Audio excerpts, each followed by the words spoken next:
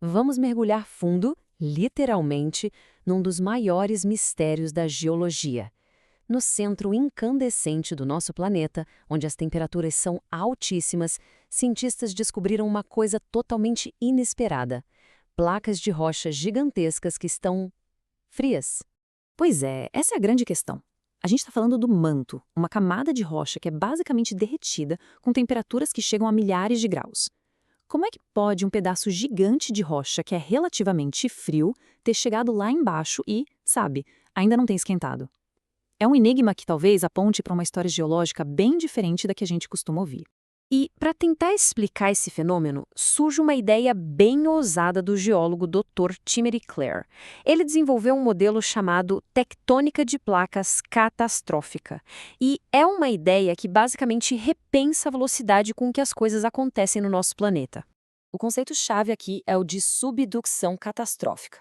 Geralmente, a gente aprende que as placas tectônicas se movem bem devagar, tipo na velocidade que as nossas unhas crescem, uns centímetros por ano.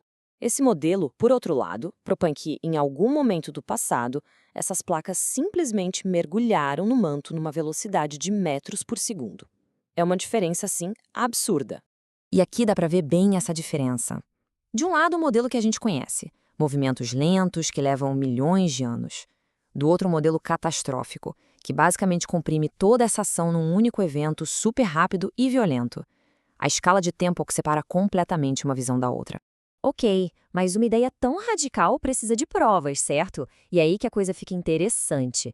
A resposta, segundo essa teoria, está justamente na temperatura e na localização dessas placas, nos dados que vêm lá das profundezas da Terra. Primeiro, a profundidade. Essas placas frias foram achadas a quase 2.900 quilômetros de profundidade. Gente, isso é muito, mas muito fundo. Fica bem na fronteira entre o manto e o núcleo da Terra. E agora, o número que realmente impressiona. Elas não são só um pouquinho mais frias. As medições mostram que essas placas podem ser de 3 a 4 mil graus Celsius mais frias que o manto super quente que está em volta delas. Essa diferença de temperatura é a peça-chave de todo o quebra-cabeça. E olha só o padrão que a gente vê.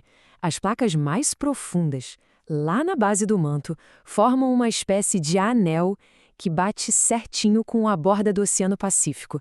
E não é só lá não. Mais para cima, debaixo do Japão e das Marianas, outras placas também estão pelo menos 1000 graus mais frias que o ambiente em volta. E tem mais um detalhe bem curioso. Parece que algumas dessas placas, quando chegam numa certa profundidade, param de afundar e começam a se mover na horizontal por distâncias enormes, mais de 1.500 quilômetros. Esse movimento estagnado também sugere que o processo todo foi muito mais dinâmico e complexo do que se pensava. E é aqui que a gente chega no coração do argumento. A questão não é só que as placas estão lá embaixo. A verdadeira questão é por que elas ainda estão frias? Pelas leis da física, elas já deveriam ter esquentado há muito tempo. Então, o ponto crucial é este. Como diz o próprio pesquisador, essa frieza toda é vista como uma espécie de cronômetro térmico. Se as placas chegaram lá muito rápido e há relativamente pouco tempo, estamos falando de milhares de anos, não milhões, elas simplesmente não tiveram tempo de esquentar e se misturar com o manto. Pensa assim, é como colocar um cubo de gelo numa xícara de café bem quente. Se alguém olha para o café e vê um cubo de gelo quase inteiro lá dentro, a conclusão mais lógica é que ele foi colocado ali há pouquíssimo tempo, né? Se fizesse muito tempo, ele já teria derretido. A ideia é que as placas frias são os cubos de gelo e o manto é o café quente. Bem, se essa interpretação estiver certa, as implicações são gigantescas. Muda completamente a nossa ideia sobre a escala de tempo dos eventos geológicos. De acordo com esse modelo, essas placas lá no manto seriam os restos da crosta oceânica que existia antes de tudo isso, o que a teoria chama de crosta pré-diluviana. Ela teria sido, digamos, engolida durante um único evento global.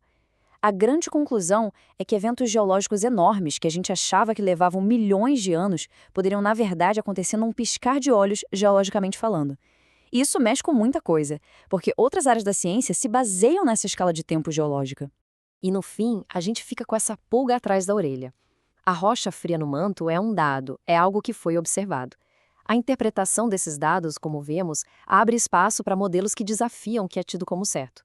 Se a própria base do tempo geológico pode ser questionada, o que mais sobre a história do nosso planeta e da vida que existe nele a gente poderia começar a repensar?